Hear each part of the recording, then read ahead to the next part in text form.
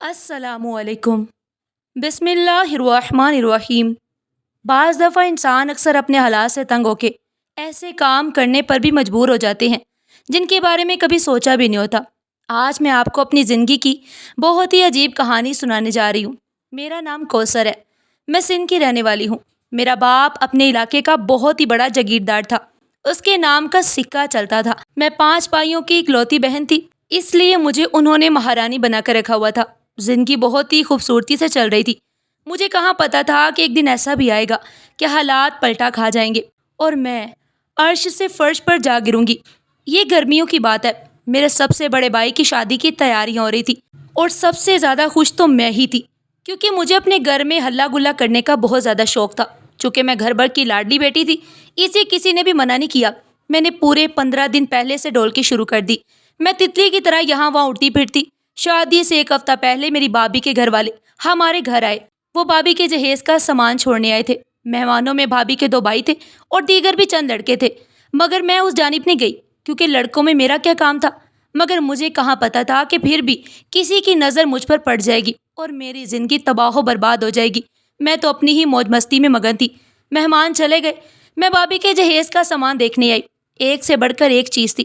امی بہت خوش تھی، کہنے لگی کہ ایسے تو ہمیں جہیز کی کوئی ضرورت نہیں اور نہ ہی ہماری حویلی میں سامان کی کوئی گنجائش تھی، مگر مومنہ کے گھر والوں نے اتنا جہیز دے کر ہمارا نام اونچا کر دیا۔ میں امی کی بات سن کر حیران رہ گئی۔ ہم جیسے لوگ نہ جانے کیوں ان عجیب روایات کو فروغ دے کر یہ سمجھتے ہیں کہ اس طرح ہماری شان و شوکت میں اضافہ ہوگا، ہماری عزت بڑھ جائے گی، جبکہ عزت دینے والی ذات تو اللہ کی ہے نا۔ اللہ کے پاس ہر چیز کے بہت زیادہ خزانے موجود ہیں، اس کے پاس کسی چیز کی کمی نہیں، اس کے پاس عزت کے بھی خزانے موجود ہیں۔ تو پھر ہمیں چاہیے کہ ہم اللہ سے ہی مانگے۔ دنیا والوں کی دی ہوئی عزت بھی بھلا کوئی عزت ہوئی؟ یہ باتیں میرے دل میں ہی رہی تھی، میں امی سے کہہ نہ سکی، کیونکہ پھر وہ ناراض ہو جایا کرتی اور کہتی کہ کوثر تم اپنی تعلیم کا رعب مجھ پر مت جھاڑو۔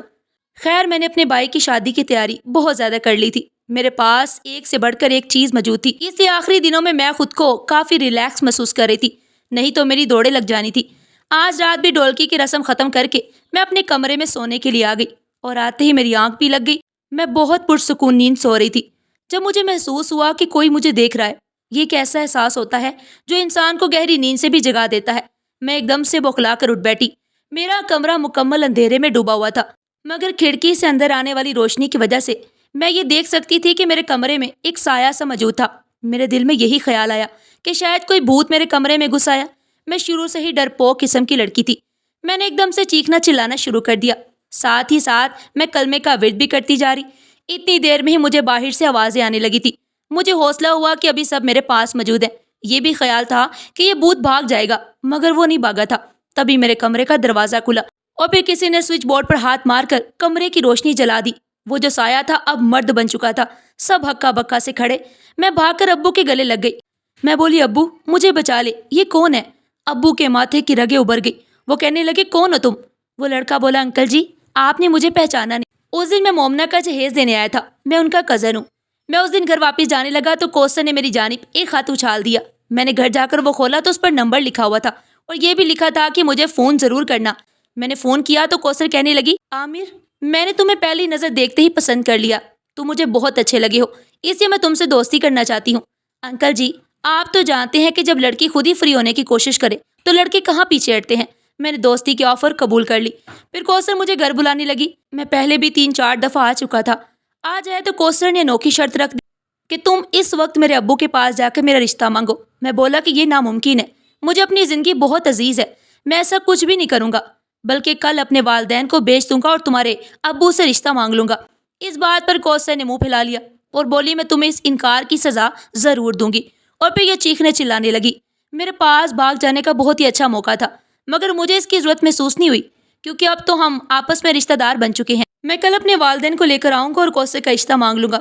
اتنا کہہ کر عامر نامی وہ لڑکا آگے بڑھنے لگا تو میرے بڑے بھائی رفیق نے اسے گریبان سے پکڑ کر روک لیا اور اس کے ناک پر اس قدر زوردار مکہ مارا کہ اس میں سے خون نکلنے لگا۔ تب میں ہوش میں آئی تھی، ورنہ میں تو اس لڑکے کے جھوٹ سن کر ہی رہ گئی۔ میں بولی، ابو یہ لڑکا جھوٹ بول رہا ہے، میں تو اسے جانتی تک نہیں، پتہ نہیں یہ ہے کون اور مجھ پر یہ الزام کیوں لگا رہا ہے۔ میرا بھائی اس لڑکے کو بری طرح سے مار پیٹ رہا تھا۔ تب وہ بولا، اگر میری بات پر یقین نہیں آتا تو قرآن پاک لے آؤ، میں اس پر ہاتھ رکھ کر قسم کھانے کو تیار ہوں کہ تم نے مجھے بلایا ہے۔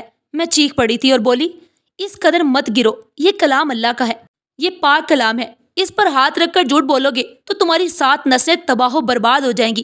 وہ لڑکا مار کھاتا جا رہا تھا اور ساتھ ساتھ یہ بھی کہتا جا رہا تھا کہ بھائی رفیق، میں آپ کی بہن کو مان دوں گا، عزت دوں گا، مجھے آپ چھوڑ دے۔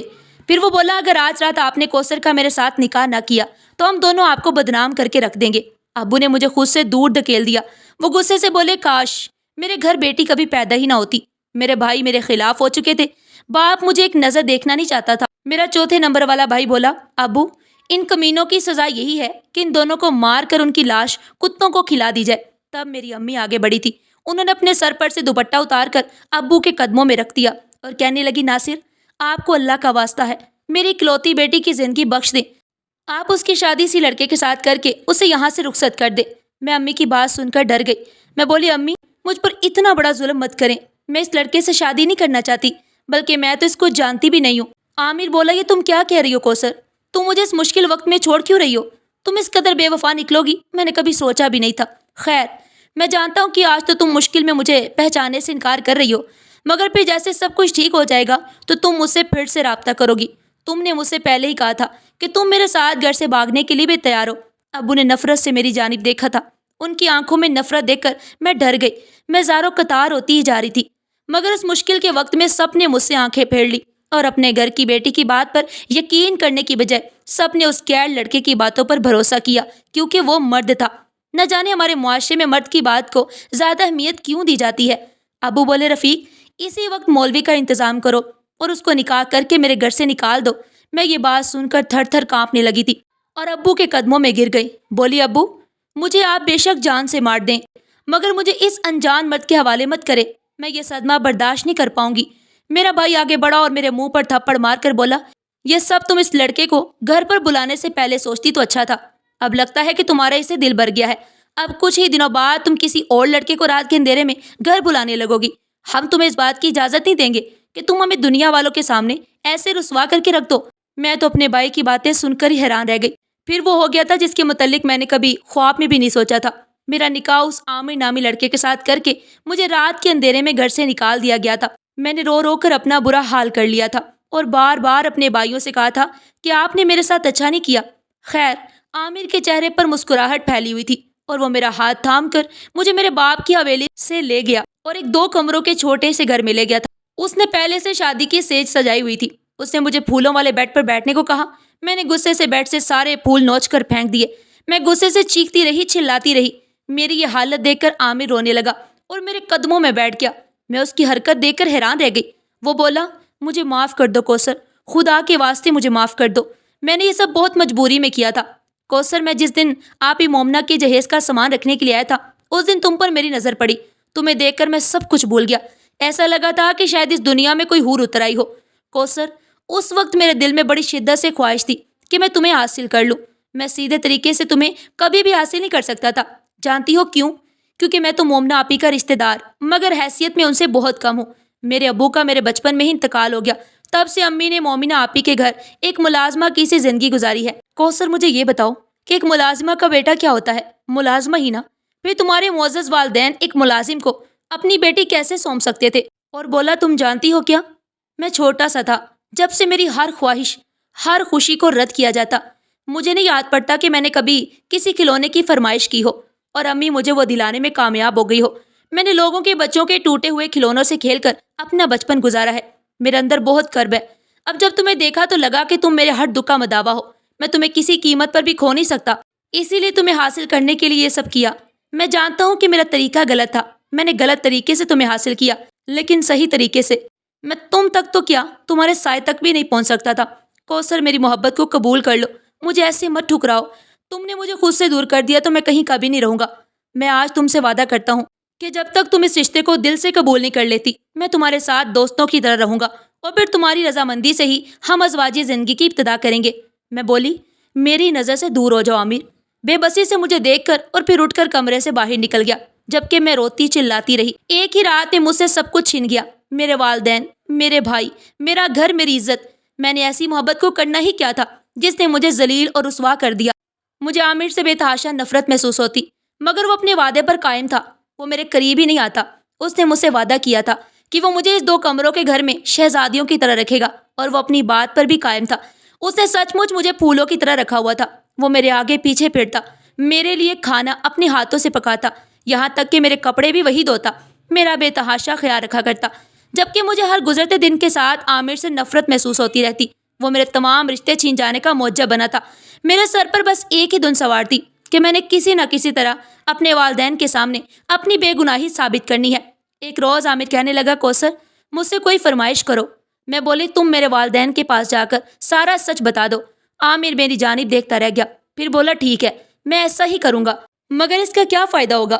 کوثر تمہیں یہ بات نظر کیوں نہیں آتی کہ تمہارے گھر والوں کی نظر میں تمہاری حیثیت 2 کوڑی کی بھی نہیں تھی، ورنہ وہ کسی راہ چلتے شخص کی بات پر یقین کر کے اپنی بیٹی کی بات کو نظر انداز نہیں کر سکتے جس کے ساتھ انہوں نے ساری عمر گزاری تھی۔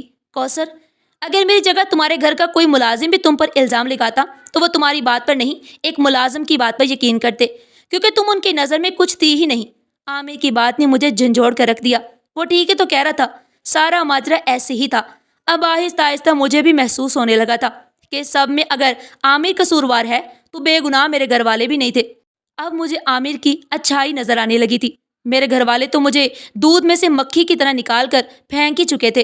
اب عامر کی مرضی تھی کہ وہ جیسے چاہتا میرے ساتھ پیش آتا، مگر اس نے مجھے بہت عزت دی تھی، بہت وقار دیا، بہت مان دیا، اس لیے میرا بھی دھیان اب اس کی جانب ہونے لگا۔ اس رشتے کے 2 مہینے بعد ہی میں اس کی محبت میں مبتلا ہو گئی تھی۔ میں نے اظہار محبت کر دیا تو عامر بے انتہا خوش ہو گیا۔ ہماری زندگی کا آغاز ہوا تو کچھ ہی ہفتوں میں حاملہ ہو گئی۔ جس دن مجھے خبر پتہ چلی کہ میں حاملہ ہوں، وہ دن میری زندگی کا سب سے خوبصورت دن تھا، کیونکہ اب اس دنیا میں میرا سگا رشتہ آنے والا تھا۔ میں ہر وقت خوش رہتی، عامر بھی میرا بہت خیال رکھتا، مگر جیسے جیسے ڈیلیوری کی ڈیٹ نزدیک آنے لگتی، عامر کا رویہ میرے ساتھ بدلنے لگا تھا۔ وہ ہر وقت خاموش رہتا۔ میں نے اسے وجہ پوچھی تو کہنے لگا کہ میں پریشان ہوں کہ آنے والے بچے کا خرچ کیسے پورا کروں گا۔ میں بولی، عامر، رزق کا وعدہ اللہ نے کیا ہے نا، اس میں پریشان ہونے کی کوئی ضرورت نہیں ہے۔ مگر عامر روز بروز چڑچڑا ہوتا جا رہا تھا۔ میں ہر ممکن کوشش کرتی کہ اس کا دل بہلا سکوں، مگر میں ہر دفعہ ناکام رہی۔ اور پھر ایک دن مجھ پر یہ حقیقت واضح ہوئی کہ عامر رزق کی وجہ سے پریشان نہیں تھا، وہ تو ایسے ہی مجھ سے بیزار رہنے لگا تھا، کیونکہ اب وہ فون پر کسی لڑکی کے ساتھ باتیں کیا کرتا تھا۔ میں نے ایک رات سن لیا جب سے مجھ سے چوری چھپے ایک لڑکی کے ساتھ اظہار محبت کر رہا تھا۔ مجھے ایسے لگا جیسے کسی نے میرے جسم سے روح کھینچ لی ہو۔ وہ مرد جو میرے قدموں کے نیچے اپنی ہتھیلیاں بچھاتا تھا، اب جب وہ اجنبی بن گیا تو مجھ سے برداشت نہیں ہوتا۔ مجھے اپنی زندگی سے نفرت ہونے لگی۔ میں ہر وقت بے چینی کا شکار رہتی۔ انہی دنوں میرے ہاں بیٹی کی پیدائش ہو گئی۔ میں نے اس کا نام فلک رکھا تھا۔ مجھے اپنی بیٹی سے بے پناہ محبت تھی۔ اس بڑی دنیا میں ایک وہی تو میرا سہارا تھی۔ مجھے امید تھی کہ بیٹی کو دیکھ کر عامر کا دل پسیج جائے گا اور وہ سیدھے راستے پر آ جائے گا، مگر یہ میری خوش فہمی تھی۔ وہ ہر وقت مجھ سے لڑتا جھگڑتا رہتا۔ ایک دن مجھے بھی غصہ آ گیا۔ میں بولی، تم نے اگر میرے ساتھ یہی سب کچھ کرنا تھا تو میری زندگی تباہ و برباد کیوں کی تھی، گھٹیا انسان۔ یہ بات سن کر عامر نے میرا سر دیوار میں دے مارا، خون بہنے لگا تھا۔ مجبوراً عامر نے ڈاکٹر کو گھر بلا کر میری مرہم پٹی کروا دی، مگر یہ زخم تھا کہ ہر گزرتے دن کے ساتھ خراب ہوتا جا رہا تھا۔ میری طبیعت بگڑنے لگی۔ ڈاکٹر نے زخم خشک کرنے کی دوائی دی، جس کے استعمال سے میرا دودھ خشک ہو گیا تھا۔ اب میری بیٹی ہر وقت بھوک کی شدت سے روتی رہتی، مجھ سے اس کا رونا برداشت نہیں ہوتا۔ میں نے عامر کے آگے ہاتھ جوڑ دیے اور بولی کہ میری بیٹی بھوک سے مر جائے گی، اس کے لیے دودھ کا انتظام تو کر دو۔ اس نے صاف منع کر دیا۔ وہ بولا، میری طرف سے تم ماں بیٹی دونوں مر جاؤ، کیونکہ میں تم لوگوں کا خرچہ برداشت نہیں کر سکتا۔ میری بیٹی صرف 3 مہینے کی تھی۔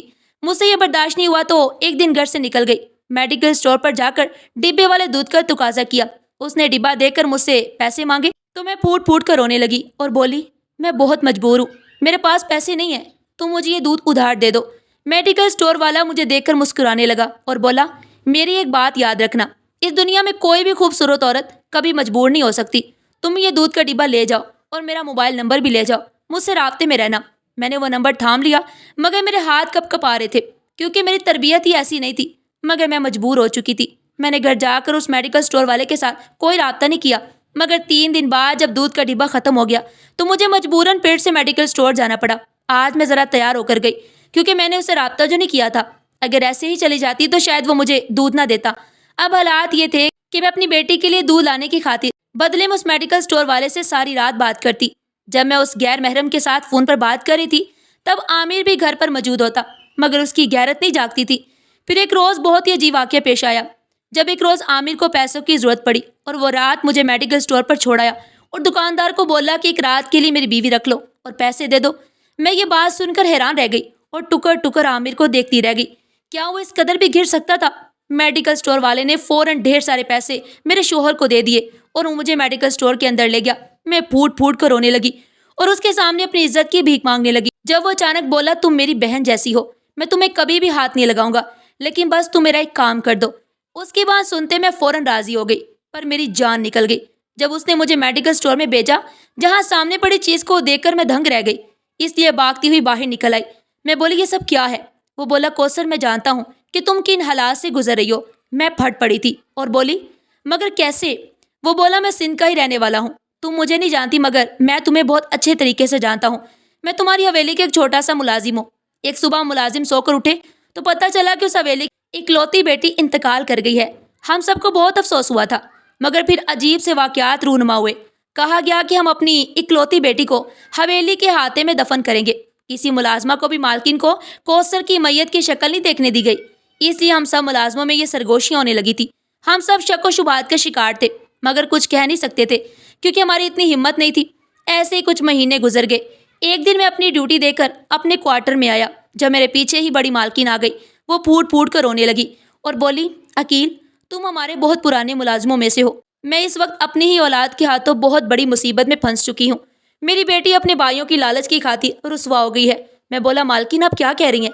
تب انہوں نے بتایا کہ ان کے بڑے بیٹے رفیق نے اپنی بیوی کے کسی دور کے رشتہ دار کو پیسے دے کر اس بات پر مجبور کر دیا کہ وہ میری بیٹی کو بدنام کر دے۔